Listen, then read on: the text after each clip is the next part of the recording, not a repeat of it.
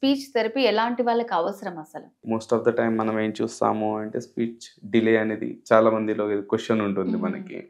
Speech డిలేని ఎలా గుర్తించాలి అనేది. ఒకవేళ మనం 18 months దాకా మీ బాబు పాప అర్థం చేసుకోవడంలో వర్డ్స్ కానివ్వండి, ఫ్రేజెస్ లో అర్థం చేసుకోవడంలో ఇబ్బంది పడుతుంది అంటే అక్కడ డిలే ఉంది మనకి. తను ఏం మాట్లాడలేకపోతుంది అంటే తన దగ్గర ఒక 30 to 50 వొకాబులరీ లేదు, ఒక 30 నుండి 50 పదాలు కూడా మాట్లాడలేకపోతుంది అంటే మీ పాప బాబుకి స్పీచ్ డిలే ఉంది అని అర్థం అన్నమాట మనకి ఇక్కడ.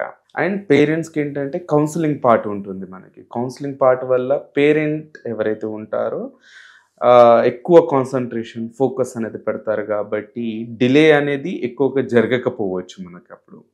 So early identification and as well as intervention also important. చాలా మంది పేరెంట్స్ ఏం చేస్తారు అంటే అర్లీగా ఐడెంటిఫై చేసినా కూడా ఇంటర్వెన్షన్ చేయరు.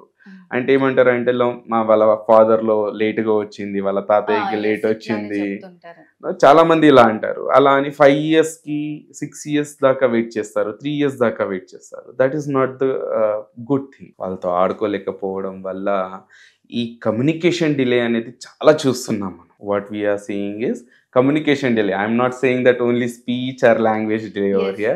It's completely communication delay. అంటే ఒక బాబు పాప మనల్ని చూసి నేర్చుకుంటుంది.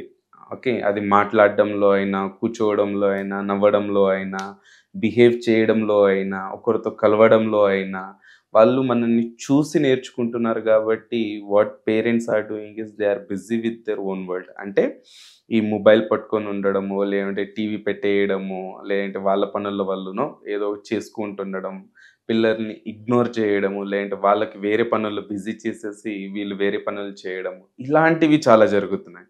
సో దీనివల్ల ఏమవుతుంది అంటే మనకి ఈ కమ్యూనికేషన్ గ్యాప్ అనేది పెరుగుతుంది.